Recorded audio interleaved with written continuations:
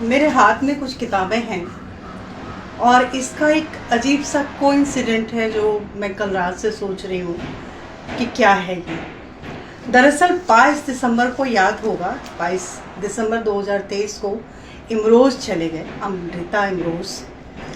और ठीक 22 जनवरी को डॉक्टर नफीस आफरीदी साहब जो हापुड़ में रहते थे, दिल्ली में मेरा उनसे परिचय हुआ था और वो हिंद पॉकेट्स बुक्स में लंबे समय तक जॉब करते रहे, वहाँ पर एडिटर रहे। मैंने ये किताब, उन्होंने मुझे कोरियर से भेजी थी कई सालों पहले। ये किताब मैंने देखी थी। किताब पे लिखा उन्हीं के हाथों से ये चंद लाइनें कि मैं तुम्हें भेज रहा हूँ पहली प्रति और इसे तुम संभालो।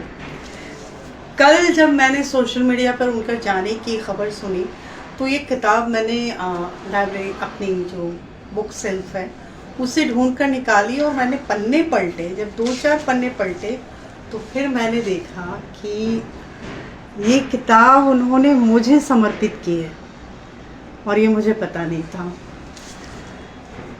दूसरा कोइंसिडेंट और है कि नफीस साहब हिंद पॉकेट बुक्स में काम करते थे और अमृता और इमरोज़ के लगभग जो किताबें हिंद पॉकेट बुक्स से आई हैं, ये फ़िलहाल मेरे पास उनकी ये कुछ किताबें हैं।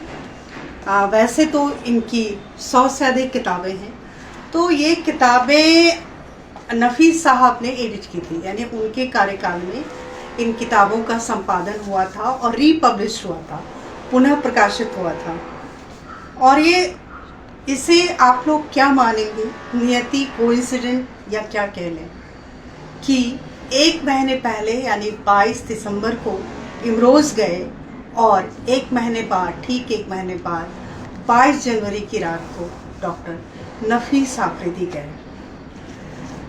बहरहाल मेरे लिए दोनों का जाना बहुत दुखद है, क्योंकि दोनों से मैंने जीवन में बहुत कुछ सीखा था। मैंने अच्छा मनुष्य बनना सीखा था और प्यार कैसे करते हैं ये सीखा था।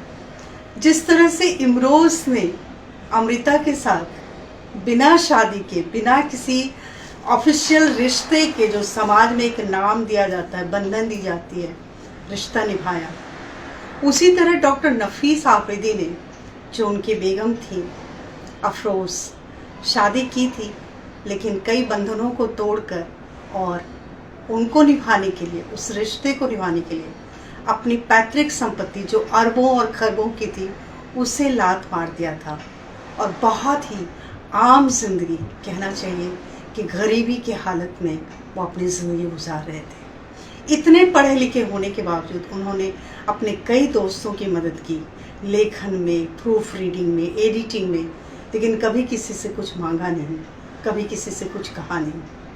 पूरे खुददारी से जिए और एक दिन मर गए।